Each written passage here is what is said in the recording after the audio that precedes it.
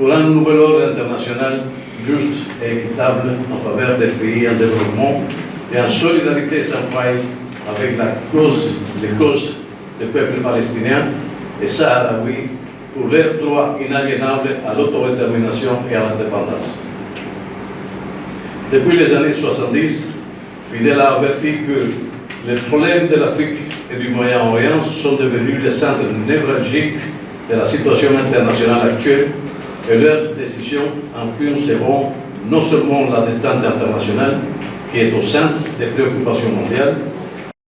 De cette opportunité de parler sur la chaîne de télévision algérienne, c'est surtout parce qu'aujourd'hui c'est très important pour nous, les Cubains, et pour une partie du monde révolutionnaire. Aujourd'hui, on est en train de commémorer le 98 anniversaire de la naissance du commandant en chef Fidel Castro, quelqu'un qui a lutté toute sa vie, depuis sa jeunesse, pour la libération du pays, pour la libération de Cuba d'abord, et puis aider à l'indépendance, à la libération des autres peuples du monde. Ce n'est pas seulement ici en Afrique, mais un peu partout dans le monde. Dans un moment donné, on a cru que la lutte pour l'indépendance, c'était un rêve, c'était quelque chose comme une utopie. Mais finalement, le monde a réalisé que l'indépendance et la liberté du peuple, c'est le plus important. Aujourd'hui, nous célébrons son histoire, sa dédication, son intelligence, son œuvre pour la lutte des peuples. Dans le cas de l'Algérie, comme vous le savez, nous avons développé une amitié qui vient de loin. C'est une amitié qui a commencé même avant le triomphe de la révolution de Cuba, parce que nous, les révolutionnaires, nous avons suivi la guerre du peuple algérien contre le colonialisme français. Et c'est surtout très important le déclenchement de la guerre, la dernière partie de la guerre contre le colonialisme, c'était en 1954.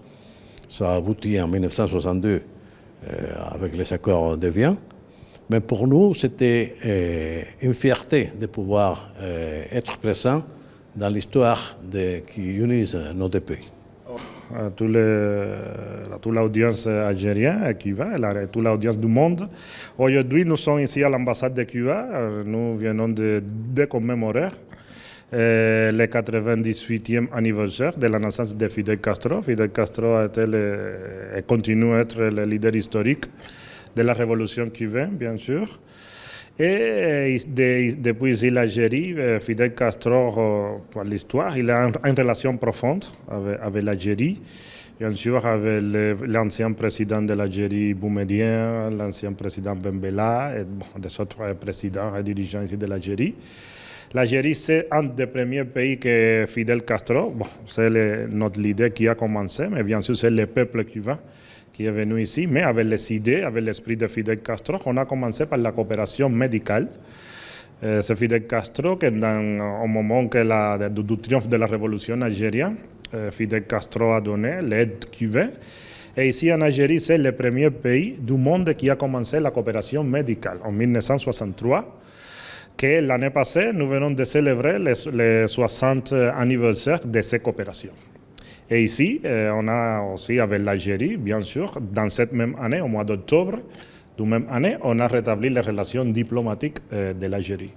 Dans l'histoire de l'Algérie, Fidel Castro a fait beaucoup de visites ici, vient pour visiter Boumediene, Ben Bella, etc. Mais dans l'histoire, je vais rappeler un moment historique qui a été protagonisé par Fidel Castro, que c'est depuis l'Algérie que notre leader a fait la coupure des relations avec l'Israël à cause de les attaques et de toutes les agressions que ce pays fait à l'État de la Palestine. زيرتوب أول قناة إلكترونية في الجزائر.